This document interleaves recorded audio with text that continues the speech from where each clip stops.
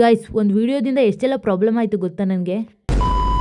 Hi guys, ನಮಸ್ಕಾರ. ಇದು ನನ್ನ ಫಸ್ಟ್ ವಿಡಿಯೋ. ಪ್ಲೀಸ್ ಎಲ್ಲ ಲೈಕ್ ಮಾಡಿ, ಶೇರ್ ಮಾಡಿ, ಕಮೆಂಟ್ ಮಾಡಿ, ಫಾಲೋ ಮಾಡಿ ಪ್ಲೀಸ್. ಏನು ಈ ಹುಡುಗಿ ಇಷ್ಟೊಂದು ಅರ್ಜೆಂಟಾಗಿ ಹೋಗ್ತಿದೆ ಅಂತ ಅನ್ಕೊಂಡ್ರಾ? ಇವತ್ತು ಇಂಪಾರ್ಟೆಂಟ್ ಆಗಿರೋ ಒಬ್ರದ್ದು ಸಿಗ್ನೇಚರ್ ಹಾಕ್ಸ್ಕೋಬೇಕು. ಅದಕ್ಕೆ ಈ ಥರ ಹೋಗ್ತಿದ್ದೀನಿ. ಯಾರ್ದು ಸಿಗ್ನೇಚರ್ ಅಂತ ನೀವು ಕೊನೆವರೆಗೂ ನೋಡಿ. ಮತ್ತು ಜೆರಾಕ್ಸ್ ಅಂಗಡಿಗೆ ಹೋಗ್ಬಿಟ್ಟು ಇದನ್ನೆಲ್ಲ ಪಿನ್ ಹೊಡಿಸ್ಕೊಂಡು ಹಂಗೇ ಕಾಲೇಜ್ ಹತ್ರ ಹೋಗ್ತಾ ಇದ್ವಿ.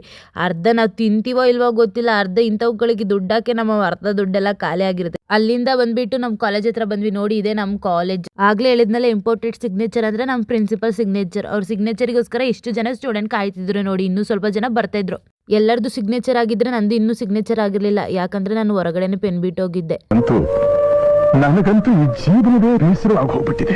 ಅಂತೂ ಇಂತೂ ಸಿಗ್ನೇಚರ್ ಎಲ್ಲ ಮಾಡಿಸ್ಕೊಂಡ್ರು. ನಾನು ನನ್ನ ಫ್ರೆಂಡ್ಸ್ ರೋಡಲ್ಲೆಲ್ಲ ಕಾಮಿಡಿ ಮಾಡ್ಕೊಂಡ್ ಬರ್ತಿದ್ವಿ. ಆಗ ವೀಕ್ಷಿತ ಏನಂತ ಅಂದ್ಲು ಅಂತ ನೀವೇ ನೋಡಿ. ನೋಡಿ ಗಾಯ್ಸ್, ವೀಕ್ಷಿತ ಪೇಜಲ್ಲಿ ಎಗ್ರಿಸ್ಬಾರ್ದಾಳೆ. ಅವಳು ಪೇಜ್ ಎಗ್ರಿಸ್ಬಾರ್ದ್ರೆ ನಾನು ಅಸೈನ್ಮೆಂಟ್ ಎಗ್ರಿಸ್ಬಾರ್ತೀನಿ. ನಾನು ಇನ್ನೆಂತ ಬ್ರಿಲಿಯಂಟ್ ಸ್ಟೂಡೆಂಟ್ ಇರಬೇಕು. ವಾರೆ ಮೇರಿ ಲಡ್ಕಿ, ನಿನ್ನಂತವ್ರು ಇನ್ನೂ ಈ ದೇಶದಲ್ಲಿ ಇದಾರಾ? ಹೌದು, ಇದೀವಿ.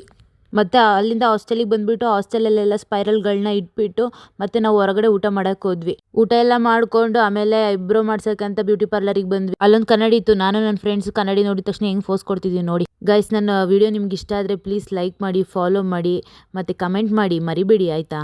ಗೈಸ್, ಅವಾಗಲೇ ಹೇಳಿದ್ನಲ್ಲ ಏನು ಪ್ರಾಬ್ಲಮ್ ಅಂತ. ಆ ಪ್ರಾಬ್ಲಮ್ ಏನಂತ ತಿಳ್ಕೊಬೇಕಂದ್ರೆ ನನ್ನ ಯೂಟ್ಯೂಬ್ ಚಾನಲ್ನ ನೋಡಿ.